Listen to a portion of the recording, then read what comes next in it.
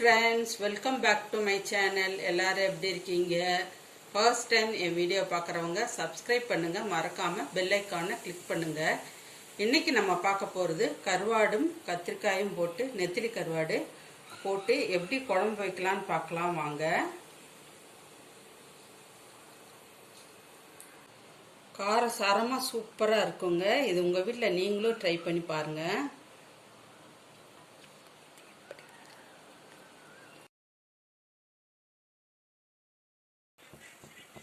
இப்போ நம்ம சட்டியை ஸ்டவ்ல வச்சிடலாம்.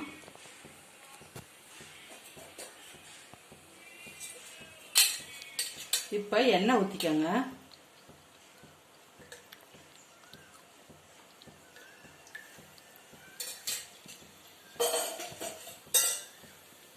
எண்ணெய் ஊற்றிட்டு கொஞ்சம் போல் வெந்தயம் சேர்த்துக்கோங்க.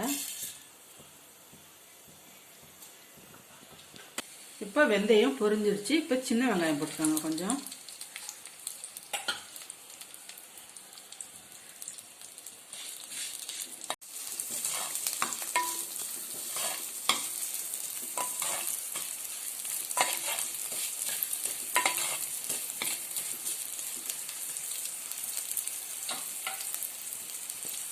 இப்போ நம்ம கட் பண்ணி வச்சிருக்க கத்திரிக்காயை இதில் போட்டுடலாம்.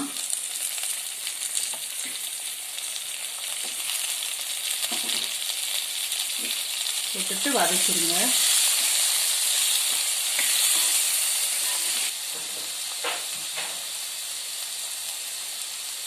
இப்போ அந்த கத்திரிக்காய்க்கு கொஞ்சம் உப்பு சேர்த்துக்கலாம்.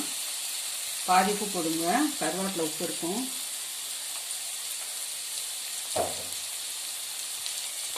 இந்த கத்திரிக்காயில் உப்பு ஏறணுன்றதுக்காக இப்போ போட்டு நான் வதக்குறேன். இப்போ கத்திரிக்காய் நல்ல எண்ணெயில் வதங்கிருச்சு. இந்த சமயத்தில் நம்ம ஒரு 1/4 ஸ்பூன் அளவுக்கு மஞ்சள்தூள், அப்புறமா 1.5 ஸ்பூன் அளவுக்கு வீட்டில் அரைச்ச பிளைன் மிளகாத்தூள், 1 ஸ்பூன் அளவுக்கு மல்லித்தூள். இதில் மல்லித்தூளில் எல்லா மசாலையும் கலந்து நான் வீட்டில் அரைச்சி வச்சுருக்கேன். இதை இப்போ இதில் சேர்த்துடலாம். சேர்த்துட்டு கொஞ்சம் போல் தண்ணி சேர்த்துக்கோங்க. நல்லா கலக்கி விடுங்க.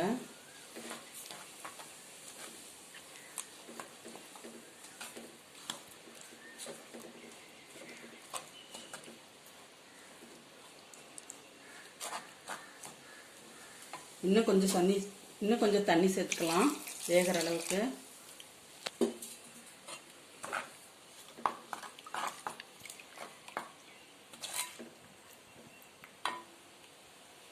இப்போ இது கொஞ்ச நேரம் வேகட்டும். அதுக்குள்ள நம்ம இந்த கருவாட்டு குழம்புக்கு தேவையான மசாலாவை அரைச்சிட்டு வந்துடலாம். அதுக்கு என்னென்ன தேவைன்னு பார்க்கலாம் வாங்க. இப்போ நம்ம கருவாட்டு குழம்புக்கு தேவையான மசாலா அரைக்க போகிறோம். அதுக்கு இப்போ ஒரு 1/2 ஸ்பூன் அளவுக்கு சீரகம், அப்புறமா ஒரு கைப்பிடி அளவுக்கு துருவன தேங்காய்,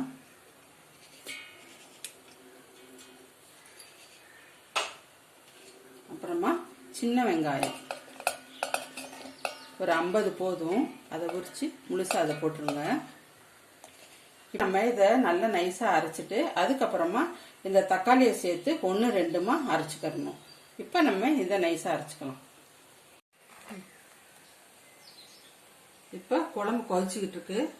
இந்த சமயத்தில் நம்ம அரைச்சி வச்சிருக்க தேங்காய், சீரகம், வெங்காயம், தக்காளி இந்த கலவையை இப்போ ஊற்றிடலாம். ஊற்றிட்டு நல்லா கலக்கி விடுங்க.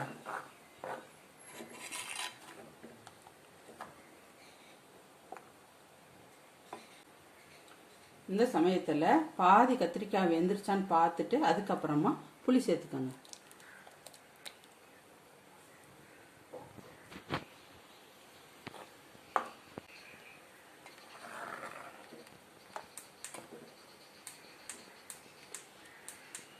இப்போ இது கொதிக்கட்டும்.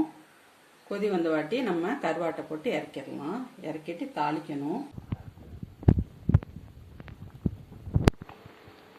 நல்லா கொதிச்சிருச்சு. இந்த சமயத்தில் நம்ம கருவாடு சேர்த்துடலாம்.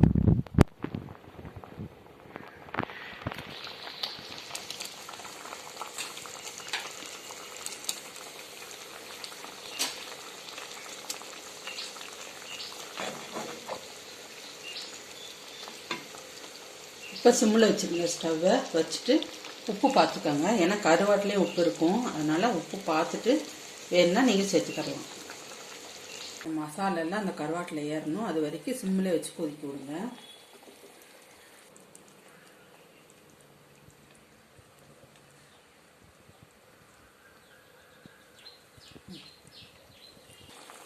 நல்லா இப்போ குழம்பு கொதிச்சிருச்சு. இப்போ நம்ம ஸ்டவ் ஆஃப் பண்ணிடலாம். இப்போ தாளிச்சுக்கரலாம். ஸ்டவ் ஆஃப் பண்ணிவிட்டு வேறு கடாய் அடுப்பில் வச்சுட்டு நான் தாளிச்சுட்டு உங்களுக்கு காமிக்கிறேன்.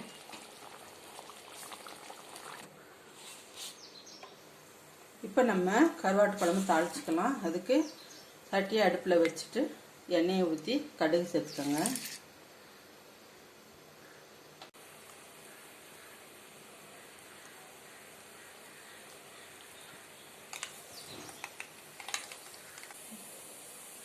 இப்போ கடுகு நல்லா பொரிஞ்சிருச்சு.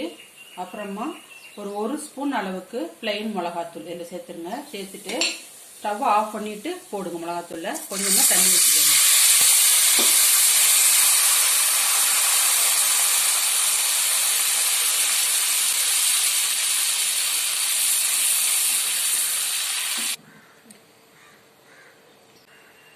இப்போ தாளிச்சதை குழம்புல சேர்த்துடலாம். இப்போ கத்திரிக்காயும் கருவாட்டு குழம்பும் ரெடி ஆயிடுச்சுங்க. இதுக்கப்புறமா நறுக்கி வச்சிருக்க கருவேப்பிலை, கொத்தமல்லி இதில் சேர்த்துக்கோங்க.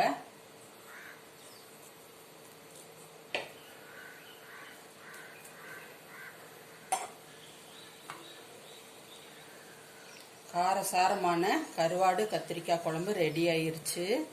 இது சாதத்தோட பிசைஞ்சு சாப்பிட்டா ரொம்ப சூப்பராக இருக்குங்க. சுட சுட சாதமாக இருக்கணும், ரொம்ப நல்லா இருக்கும்.